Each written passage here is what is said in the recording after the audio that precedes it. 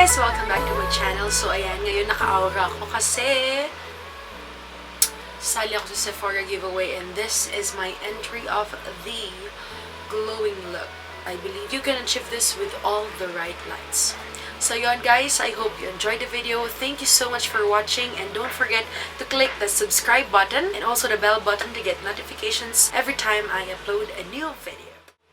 So, first thing I'm gonna do is to remove my flower crown. Ayan, I'm already done with my foundation. Today, we're gonna use the Maybelline The Nudes palette. Starting off with the skin tone or the salmon eyeshadow as a base. So, ayan, kukunin ko muna yung brown eyeshadow, yung lighter one, and then use it as my transition color. I'm starting with the outer corner and blending it inwards.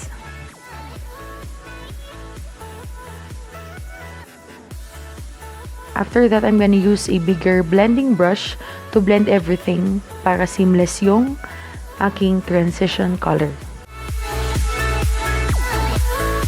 Next thing I'm gonna do is use a smaller blending brush and using the darker brown, I'm gonna concentrate it on the outer corner of my eye and blending it in. And I'm gonna use yung blending brush kanina to again blend the eyeshadows together.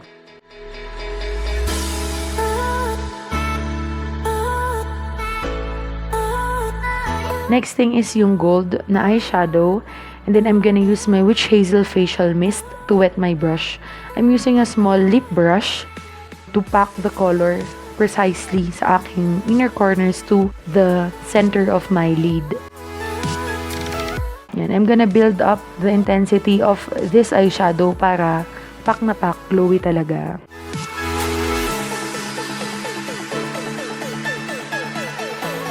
And I'm gonna do the same thing on the other eye.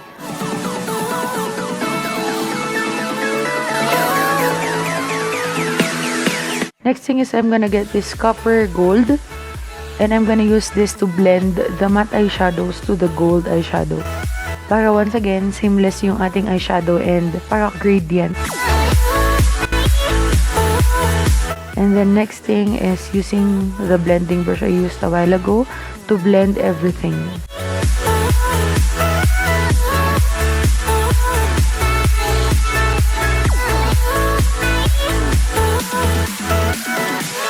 So next thing is my brows. I'm using the Designing Eyebrow Pencil in the shade Dark Brown. This is from TheFaceShop.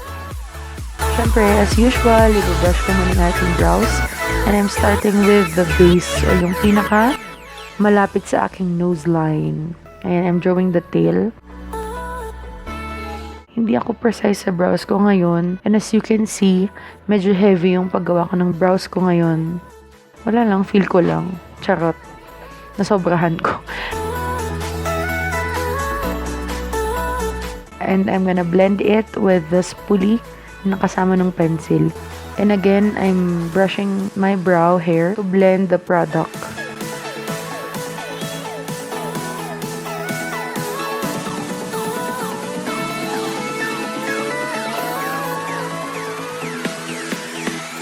To clean up my brows, I'm gonna use a high coverage concealer. This is from Pro Magic Contour Palette. And then susundan ko lang yung brows. And then blending it out with a Real Technique sponge, yung Divisoria branch.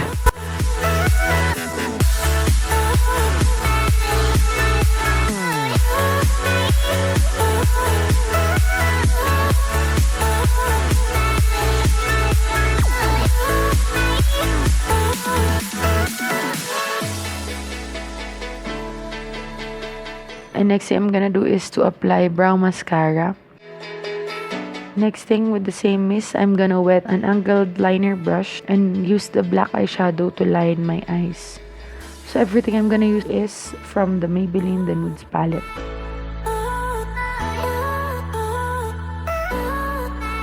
So fail yung part na to kasi hindi pala ako nag-record. I just did the same thing sa aking eyes dun sa aking waterline. Next thing, I'm gonna curl my lashes using the Divisoria Shuemura curler. And then, I'm gonna use the Maybelline The Great Lashes Mascara. And then, ayan na. Maglalagay na ako ng falsies. 065 Taiwan Lashes. Next thing I'm gonna do is to powder my under eye kasi maraming fallouts. And then, I'm gonna brush it out. Next thing is a bronzer, the NYC Smooth Skin Bronzer in Sunny to bronze my face. Next thing, I'm gonna contour using these two eyeshadows. Ayan, shadow lang yung gagawin ko, hindi siya super contour. Next thing, of course, my nose. How can I forget? No-contour ko lang ng sobra yung nose bridge para mukhang mataas yung aking nose. Blending it out, and then yan, pa-cute. Next thing is a matte eyeshadow doon sa tip ng aking nose. And next thing is my blush from Beauty Minerals sa apples ng aking cheeks. And then using the brush I used for my bronzer to blend everything out. Next thing is my lip using the Colourpop lipsticks in the shade Brink. Yan. Next is highlighter, of course. I'm using this fan brush. Nilay ko muna sa aking cheekbones. Ayan, pack. Highlighter. And then next on the brow bone.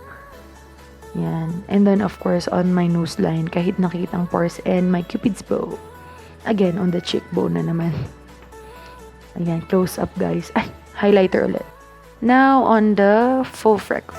So using the dark brown eyeshadow, nagdadot lang ako sa aking face using a detailer brush.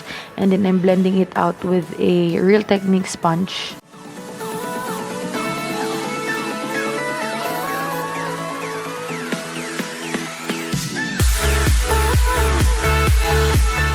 And of course, my nose, para mukhang realistic. So, I'm doing variations ng small and mga medium size na mga dots.